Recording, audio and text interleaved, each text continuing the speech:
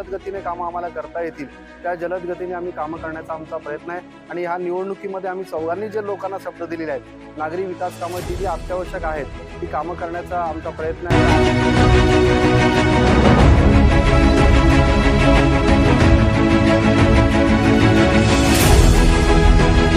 10 वर्ष झाले। तुम्ही जर बाथरूम बघितले तर दरवाजे तुटलेले आहेत, व्यवस्थित नाहीयेत, पाण्याचाही इथे प्रॉब्लेम होतोय।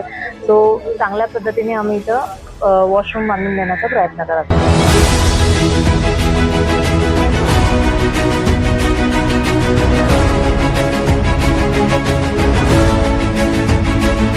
दशा खरंच खराब आहे आणि आता गरज सगळ्याला बाथरूमची, कारण सकाळी आले की आपल्याला बाथरूमला जायला लागतं। त्यासाठी सगळं बाथरूम व्यवस्थित स्वच्छ असावं आणि सहसा तर घरामध्ये पण असावं, कारण आता आपल्याला सार्वजनिक आहे म्हणून आपल्याला गरज आहे काळाची आणि बाथरूमचा उद्घाटन आज झालेला आहे आणि नवीन बाथरूमची आपली सोय होती आपली।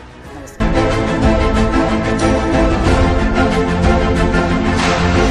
आपल्या निवडणूक काळात जनतेला दिलेल्या वचनांची पूर्तता करण्याच्या उद्देशाने तथा जनतेच्या समस्या सोडवण्याच्या हेतूने शिवसेना नगरसेवक जगदीश गवते, नगरसेविका चांदनी चौगुले, नगरसेविका सुवर्णा शिंदे यांच्या माध्यमातून दिघा, रामनगर आणि ईश्वरनगर येथील सुलभ शौचालयाच्या नूतनीकरणाचा शुभारंभ स्थानिक नागरिकांच्या उपस्थितीत श्रीफळ वाढून करण्यात आला। ईश्वरनगर आणि रामनगर या ठिकाणी नवी मुंबई महानगरपालिकेच्या माध्यमातून स्थानिक नागरिकांसाठी बांधण्यात आलेले सुलभ शौचालय हे ब्रिक्स आणि पत्र्याचे असल्याने त्याची डागडुजी होणे शक्य नव्हते।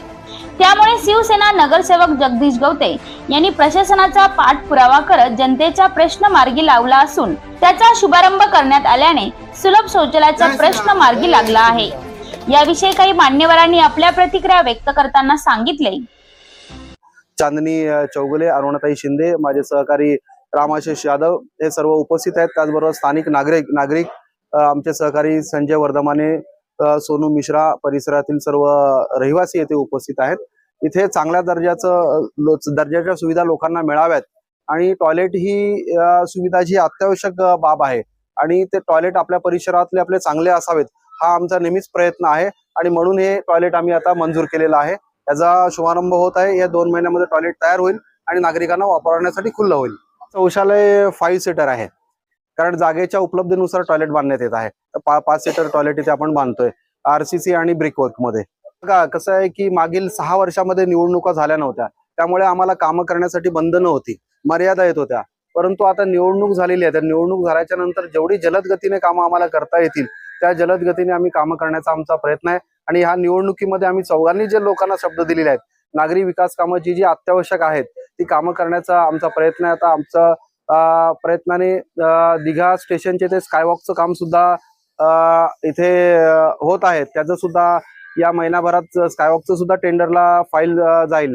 त्याशिवाय इथे लोकांच्या या ईश्वरनगरमध्ये कुठलंही नागरी आरोग्य केंद्र नाहीये, तर नागरी आरोग्य केंद्र चालू करण्याचा आमचा मानस आहे। अशी विविध जी विकासाची कामं आहेत, जी नागरिकांसाठी आवश्यक कामं आहेत ती करण्याचा आमचा प्रयत्न आहे। आता आमचा मार्च महिन्यामध्ये आम्हाला बजेटमध्ये पहिला निधी मिळेल। त्या निधी मिळाल्याच्या नंतर एप्रिल पासून आम्ही गटार, फुटपाथ जी रखडलेली कामं आहेत ती रखडलेली कामं सुद्धा करण्याचा आमचा प्रयत्न असेल। मी तर पहिले हे बोलेन की इकडचे जे बाथरूम होते, सार्वजनिक बाथरूम, ते खूप जुने बाथरूम होते आणि आज पॅनल क्रमांक 1च्या मार्फत म्हणजे जगदीशभाई बोला, अरुणाताई, मी चांदनी चौगुले, रामाशिष यादव यांच्या मार्फत आज इथे सार्वजनिक टॉयलेटचं काय बोलतात आपलं नवीन टॉयलेट बांधून देण्याचा आम्ही प्रयत्न करतोय, जेणेकरून लोकांना राहत मिळेल। कारण की गेले 10 वर्ष झाले। तुम्ही जर बाथरूम बघितले तर दरवाजे तुटलेले आहेत, व्यवस्थित नाहीयेत, पाण्याचाही इथे प्रॉब्लेम होतोय।